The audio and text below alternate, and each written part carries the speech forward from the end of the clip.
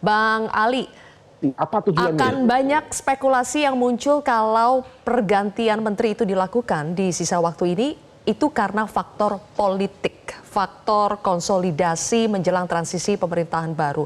Apakah memang itu faktor utama yang paling memungkinkan menjadi alasan terjadinya reshuffle? Iya, kata spekulasi itu artinya user. User itu artinya presiden yang berkepentingan.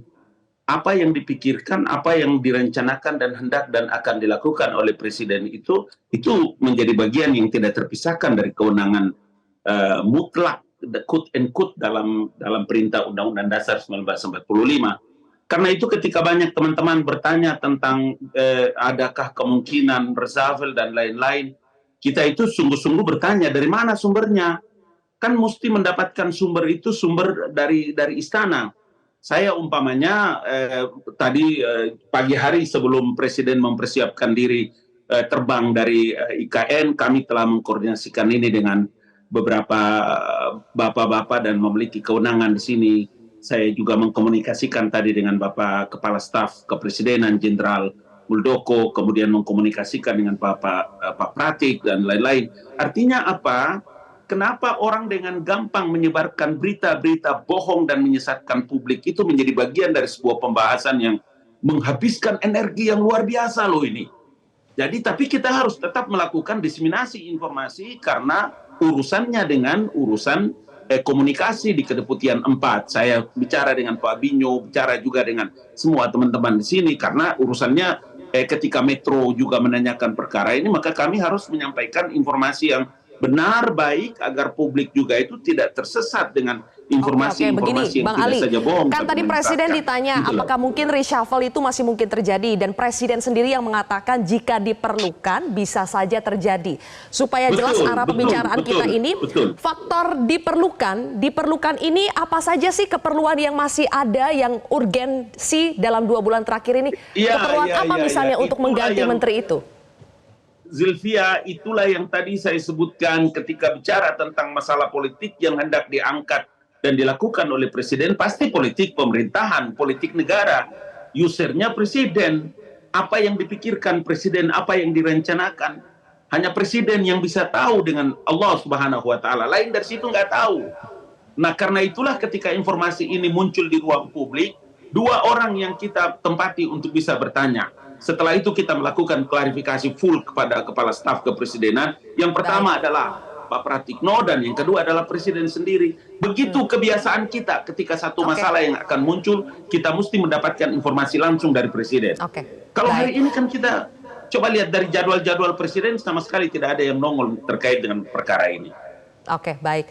Mas Umam, keperluan yang paling mendesak yang bisa menjadi alasan kuat untuk mengganti menteri di sisa waktu 2 bulan ini apa? Apakah keperluannya lebih untuk transisi, memuluskan transisi pemerintahan dari Presiden Jokowi ke Presiden terpilih Prabowo? Ya, memang agenda politik akan menjadi jauh lebih dominan kalau misalnya kemudian proses reshuffle ini kemudian dilakukan. Memang kalau misal kita cermati di posisi Menkumham, hal ini cukup strategis. Bukan sekedar bagaimana kemudian terkait dengan isu-isu penegakan hukum dan sebagainya, tetapi betul-betul terutama terkait dengan dinamika di dalam konteks kepartaian, di mana sejumlah partai politik sedang melakukan proses internal yang kemudian akan meneguhkan bagaimana posisi kepemimpinan selanjutnya di masing-masing partai politik. Memang hal itu menjadi cukup penting untuk diperhitungkan karena akan menentukan bagaimana stabilitas pemerintahan baru, terutama di bawah kepemimpinan Prabowo Gibran ke depan. Kemudian di saat yang sama, kalau memang betul, misalnya informasi yang berkembang, posisi Menteri KLHK, Bu Siti Nurbaya, yang kemudian informasi akan digantikan oleh Wamen ATR, yang juga Sekjen PSI, Mas Raja Juli Antoni, maka hal itu juga menegaskan bahwa sepertinya Pak Jokowi sedang mencoba mengkonsolidasikan basis kekuatan di lingkar dekatnya untuk kemudian betul-betul mengawal proses transisi kekuasaan ini.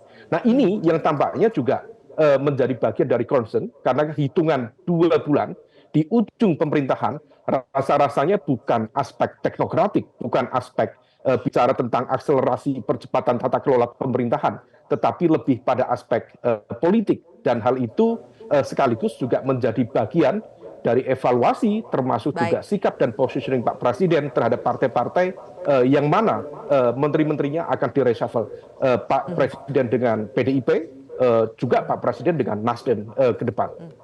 Baik, kita tunggu saja apakah betul dalam 2 bulan ini akan ada atau tidak ya. Terima kasih Mas Umam atas analisa Anda dan terima kasih Bang Ali Ngabalin atas waktu Anda bersama kami di Prime Time News. Assalamualaikum.